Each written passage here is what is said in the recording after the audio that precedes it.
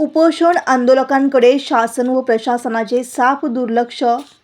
दिनांक 23/6/2025 रोजी सोलापूर शहर व जिल्ह्यातील प्रशासन आणि शासन जिल्हा अधिकारी कार्यालयासमोर जिल्हा परिषद पूनम गेट येथे मागील महिना 2 ते 3 महिन्यापासून लोकशाही मार्गाने आंदोलन करणाऱ्या आंदोलकांचा उपोषण सुरू आहे. परंतु प्रशासन व सरकार त्यांच्याकडे साफपणे दुर्लक्ष केल्याचे दिसून येत आहे. मग अन्याय विरुद्ध न्याय कोठे मागणार असाही प्रश्न निर्माण झाल्याची खंत विष्णू कारंपुरी महाराज यांनी प्रसिद्धी पत्रकाराद्वारे दिली आहे. महाराष्ट्र सरकार व जिल्हा परिषद पूनम गेट येथे सोलापूर जिल्ह्यातील व शहरातील संघटना व नागरिक बंधू भगिनी महाराष्ट्र शासनाचे व जिल्हा अधिकाऱ्यांचे लक्ष वेधण्यासाठी जिल्हा परिषद पूनम गेट येथे उपोषण करणारे आंदोलक व जिल्हा परिषद संरक्षण भिंतीच्या लगत एक नव्हे तर अनेक आंदोलक 2 ते 4 महिन्यापासून आंदोलन करीत आहेत. त्यामध्ये भानुदास गोविंद माळी तालुका बार्शी वीरभद्र महिला मंडळ संगीताताई बिराजदार यांनी अवैध धंद्याविरुद्ध 20 दिवसापासून उपोषण करीत आहेत. लक्ष्मण मजूर सहकारी संस्था कार्यकारिणी अभियंता व एडिटरच्या विरुद्ध जब्बार पाटील यांनी 29 दिवसापासून उपोषण करीत आहेत.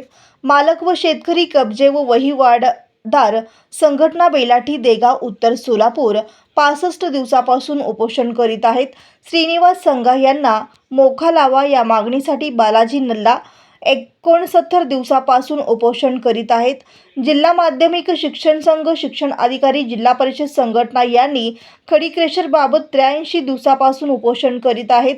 बहुजन क्रांती सेना उपोषणकर्ता सोनवणे विनापरवाना मुरुम उपसा होत असल्याबाबत 121 दिवसापासून आमरण चक्री उपोषण सुरू आहे. अशा प्रकारे लोकशाही मार्गाने शांततेने आंदोलन करीत आहेत.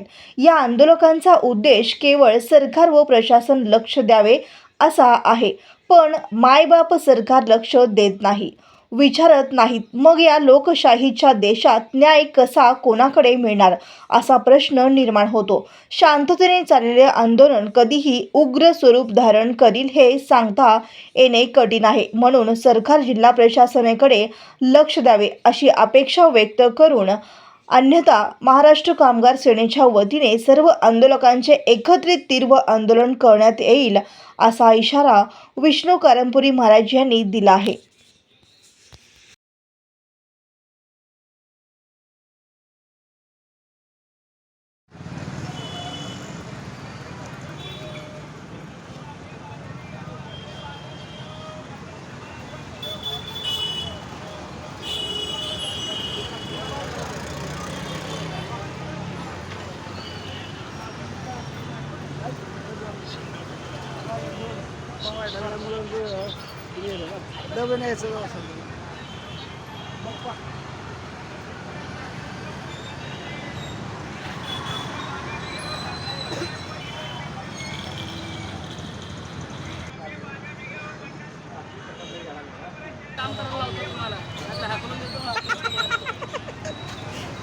मी घाबरलो होता.